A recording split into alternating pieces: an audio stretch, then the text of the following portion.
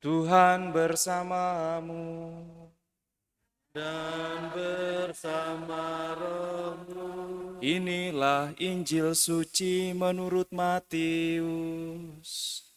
Dimuliakanlah Tuhan.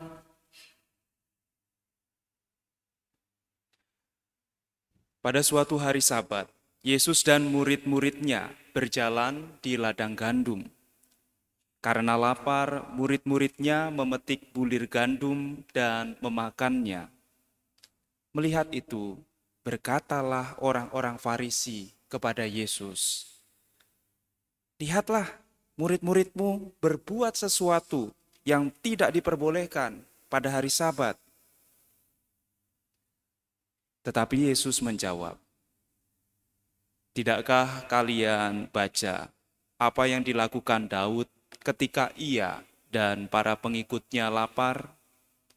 Ia masuk ke dalam bait Allah, dan mereka semua makan roti sajian yang tidak boleh dimakan kecuali oleh imam-imam.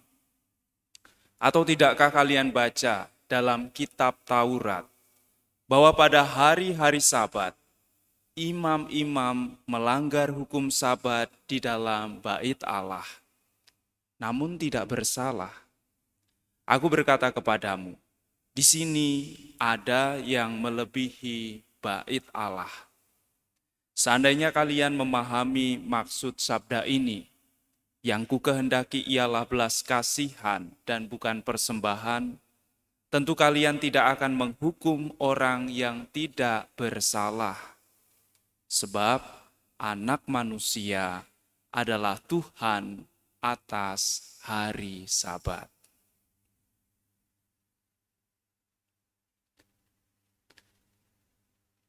Demikianlah sabda Tuhan. Semoga dapat tersuci. Terpujilah Kristus.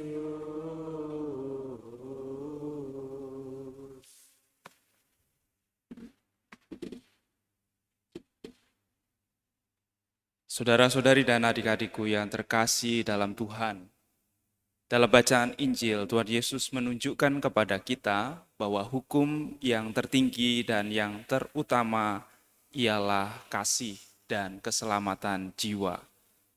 Seandainya kalian mengetahui sabda ini, yang ku kehendaki ialah belas kasihan. Maka yang tertinggi adalah kasih serta keselamatan jiwa. Hukum aturan dibuat untuk mengabdi kepada itu. Dalam bacaan pertama, di zaman dahulu ketika bangsa Israel berada di Mesir, Allah ingin menunjukkan kasih dan keselamatannya dengan cara menetapkan sebuah tradisi, yaitu menyembelih domba Paskah yang mana darahnya disilangkan di pintu masuk rumah agar ketika Allah lewat mereka selamat. Maka yang terutama adalah keselamatan Allah. Lalu caranya Allah menentukan dengan memotong anak domba. Bukan makannya yang terpenting, tetapi keselamatannya itulah yang terpenting. Hanya saja karena terbiasa, karena terus diturun-temurunkan, orang lupa mana yang lebih dahulu. Maka yang dipikir adalah yang lebih utama tradisinya. Orang menjadi salah menilai, bukan lagi melihat apa di balik tradisi itu, tetapi melihat tradisi itu secara begitu saja. Maka Tuhan Yesus mau mengembalikan untuk apa setiap aturan, setiap tradisi itu ada. Itu semua untuk mengungkapkan, menunjukkan kasih dan memajukan keselamatan jiwa. Maka ketika Yesus berkata, yang di depanmu lebih daripada bait Allah, mau mengungkapkan bahwa ketika keselamatan itu hadir dalam diri Yesus, maka tradisi-tradisi yang lain semuanya berpusat pada Yesus. Sang kasih dan keselamatan telah hadir, tetapi orang karena sudah terbiasa tidak bisa melihat apa yang Allah maksudkan untuk mereka. Dalam sebuah misa komunitas, saya pernah bercerita tentang hal ini. Jadi di suatu biara susteran di puncak gunung, suster-suster biasa berdoa setiap hari, rajin. Lalu setiap berdoa itu ketika selesai berdoa, ketika masuk ruang makan, pasti ada makanan yang hilang dan berserakan.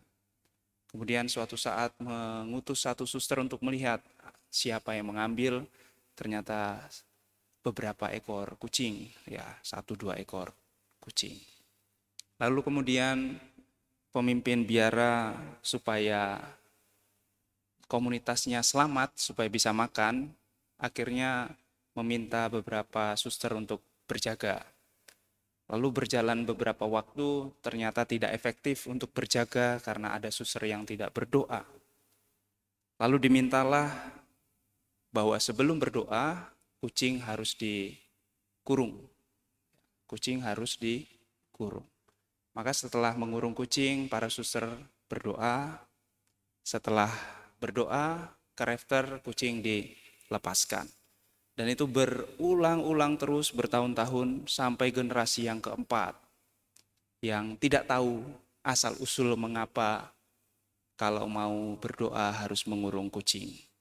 Maka suatu waktu ketika pemimpinnya yang tahu alasan aturan itu pergi, kemudian pulang, melihat bahwa di kapel tidak ada yang berdoa. Lalu pemimpin itu bertanya kepada suster, "Kenapa suster tidak berdoa?" Lalu suster itu menjawab, "Kami mencari-cari kucing dan mau mengurungnya tetapi tidak menemukan kucingnya. Jadi karena belum mengurung kucing, mereka berpikir, oh kita belum berdoa. Karena berdoa mengurung kucing dulu." Itulah hukum dan aturan yang dimengerti secara salah. Maka dalam Injil Yesus menegaskan hukum ada untuk keselamatan manusia.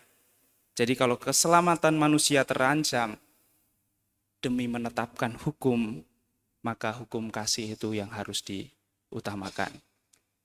Itulah mengapa dalam hukum kitab hukum kanonik di kanon terakhirnya berbunyi Lex Superma Salus Animarum. Hukum tertinggi adalah keselamatan jiwa-jiwa. Maka orang-orang yang terhalang apapun ketika sudah mau meninggal boleh menerima rahmat apapun dari gereja.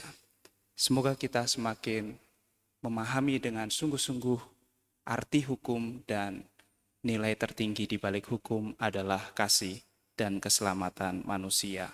Semoga Tuhan memberkati kita.